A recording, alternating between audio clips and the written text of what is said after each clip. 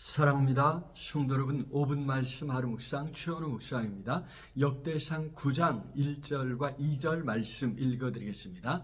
온 이스라엘이 그 계보대로 계수되어 그들은 이스라엘 왕조실록에 기록되니라.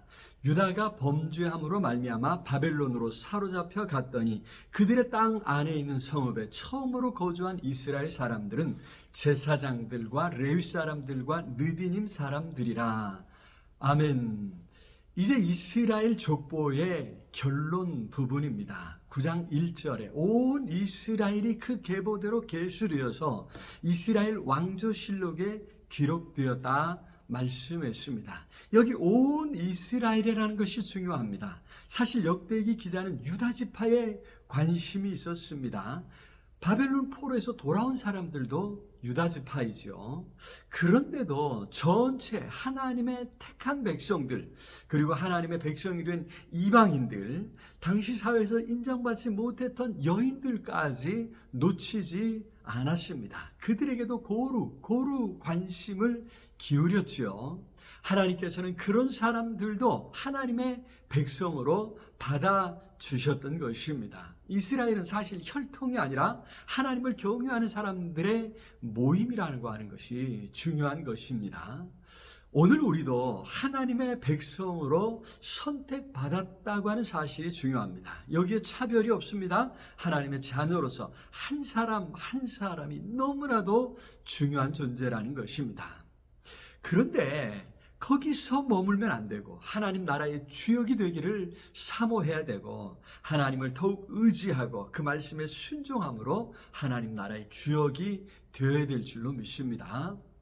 여기 유다가 범죄함으로 말미암아 바벨론으로 사로잡혀 갔더니 말씀했지요. 하나님의 뜻대로 살지 못해서 유다가 망했고 바벨론으로 사로잡혀 갔었습니다. 자, 그런데 그것이 끝이 아니었습니다. 지금까지는 과거의 이야기였지만 이제 9장에서는 현재의 이야기로 발전합니다. 그래서 2절에 그들의 땅 안에 있는 성읍에 처음으로 거주한 사람들이 나옵니다. 그렇습니다. 바벨론에서 돌아와 예루살렘을 재건하려고 거기 거주한 사람들이 있었다는 것입니다. 당시 바벨론은 고대 근동사회의 중심지였지요.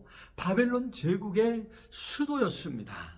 거기서 이미 수십 년간 삶의 기반을 다지고 살아왔었는데 그 모든 것 다 포기하고 내버려두고 폐허나 다름이 없었던 예루살렘으로 돌아왔던 것입니다. 쉬운 일이었겠습니까?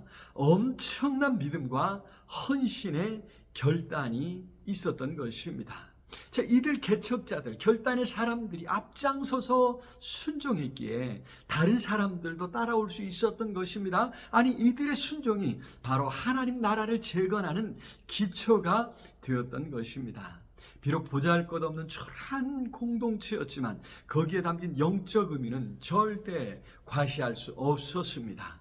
이들이 이룬 공동체가 바로 스룹바벨 성전을 건축했고 이것이 나중에 예수께서 다니시며 하나님 나라 복음을 선포하셨던 바로 그 성전이었지요. 그렇게 이들은 하나님 나라를 이루고 있었던 것입니다. 사실 그들이 그때 순종하여 예루살렘으로 가면서 그런 생각을 할 수 있었겠습니까? 그저 순종해 예루살렘으로 왔을 뿐입니다. 그러나 하나님은 그렇게 큰 그림을 그리고 이들을 불러 모으신 줄로 믿습니다. 오늘 우리도 종종 어떤 의미가 담겨 있는지 모른 채 순종해야 할 때가 있을 수 있습니다. 그러나 우리는 모를지라도 우리 하나님은 큰 그림을 그리고 계시다고 하는 것입니다.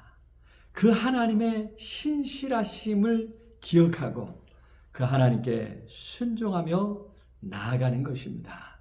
하나님의 뜻을 이루게 될 줄로 믿습니다. 사랑의 주님, 오늘도 우리의 삶에 찾아오셔서 함께 하시며 우리를 통해 크고 아름다운 계획들을 이루어가고 계심을 믿습니다. 순종하며 가겠습니다. 성령으로 함께 하시고 도와주시옵소서. 간구하오니 오늘도 행하는 범사에 복에 복을 더해 주시옵소서. 예수 그리스도 이름으로 기도드리옵나이다. 아멘. 오늘도 우리 주님 안에서 승리하시길 기도합니다. 사랑합니다.